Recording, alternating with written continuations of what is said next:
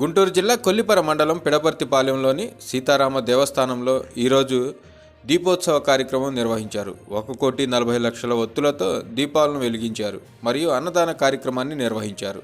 దేవస్థానం అర్చకులు సీతారామాచార్యులు చేతుల మీదుగా వచ్చిన భక్తులకు తీర్థ ప్రసాదాలు అందజేశారు.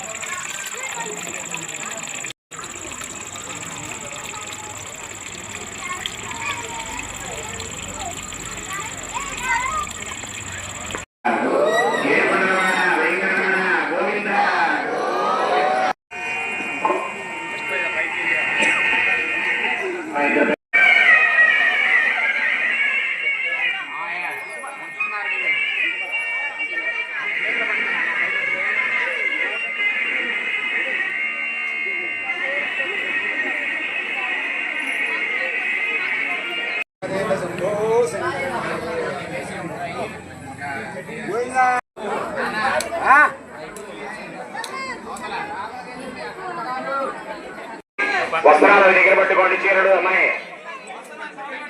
నాయన అక్కడ మగవాళ్ళు కూడా లోపలికి వచ్చి పైన వెలిగించండి. అబ్బాయి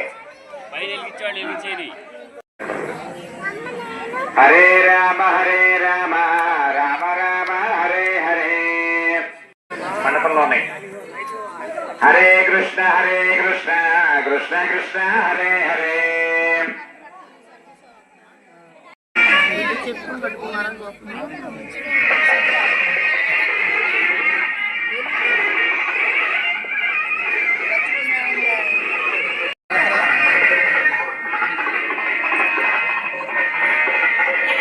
సాయపడరావా చక్కనయ్యా రామచంద్ర, ఎక్కడున్నావు దిక్కులేని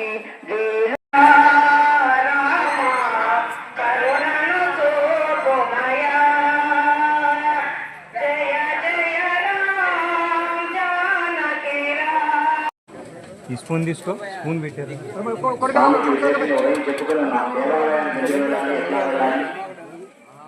ఎందుకు కొరకబడాలి అని చెప్పేసి మనం చెప్పుకున్నాం. అక్కడ ఒక యాంత్రికంగా నిర్మాణం చేయబడినటువంటివి దేవాలయాలు. అంటే సైంటిఫిక్ గా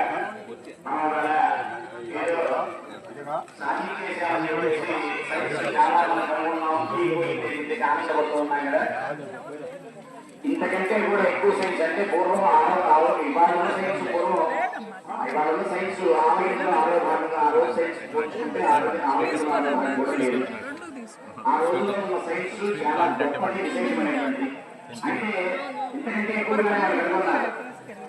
కనుగొని ఎంతవరకు మనం ఆ సైన్స్ వినియోగించుకుంటే మంచి జరుగుతుంది అనేది వాళ్ళు తెలుసుకొని దాన్ని కష్ట నష్టాలు భరించి అంతవరకు వాళ్ళు దాన్ని సద్వినియోగపరుచుకుని ప్రకృతి వైపరీత్యాలు ఏవి కూడా రాకుండా జాగ్రత్త పడుతూ వచ్చారు. అయితే ఇవాళ మనం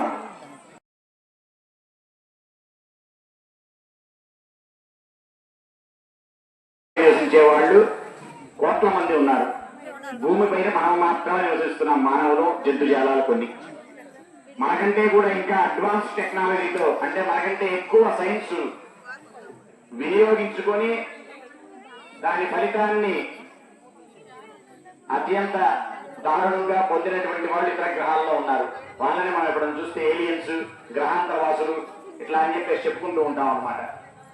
నిజంగానే వాస్తవంగానే ఇతర గ్రహాలపై వాళ్ళు నివసిగా ఉంటారు వాళ్ళు కూడా. అలానే ఈ మధ్యకాలంలో మనకి ఇతర గ్రహాల నుండి వచ్చినటువంటి దాదాపు 27,000 సంవత్సరాల క్రితం వాళ్ళు ప్రయాణం సాగిస్తూ ఇతర గ్రహాల నుండి వాళ్ళు వస్తూ ఉన్న క్రమంలో అట్లా సూర్యుడి దగ్గరికి వెళ్ళి ఏదో కనుగొందాం అని చెప్పేసి సూర్యుడి దగ్గరికి వెళ్ళారు వాళ్ళు ఆ ర్యాకెట్ వేసుకొని. వెళ్ళితే ఇది నిజం, ఇది వాస్తవం, ఇది సైంటిఫిక్ గా వాళ్ళు నిరూపిస్తున్నటువంటి వాళ్ళ సైంటిస్టులందరూ కూడా తలకాయ పట్టుకుంటున్నటువంటి విషయం ఏమిటంటే మన పత్రికలు మన ప్రసార మాధ్యమాలు ఏవి కూడా ఇట్లాంటివన్నీ ఏం చెప్పవు. అసలు ఏం జరుగుతుంది పాలపుంతల్లో కానీ ఇతర గ్రహాల పైన కానీ ఏం జరుగుతుంది, మనం ఏ విధంగా ఉండాలి, మాత్రం మనకెక్కడా కూడా ఈ పత్రికల్లో కానీ ప్రసార మాధ్యమాల్లో కూడా మనకి ఎక్కడా చూపించబడవు. ఇక్కడ ఉన్నటువంటి వాళ్ళలో దేవాలయానికి ఎంతమంది నిత్యం కూడా వెళుతున్నారు ఏమన్నా చెప్పగలుగుతారా? చేతులెత్తి. మొత్తం మీద లెక్కేస్తే ఒక 5గురు 6గురు మొత్తం తేలుతారు. మిగతా వారు కనీసం వారానికి ఒకసారి వెళ్తారా? ఏదన్నా చిన్న అదే పూర్వీకులు ముందు ఆ యొక్క చదువు చేయగానే ఇంట్లోనే మహిళా మండలం దగ్గరే మమ్మల్ని కూడా బొడ్డిచ్చితో మేము పడకపోతే రేపు మళ్ళీ ఎవరిని తేడపడ్డది. ఇవాళ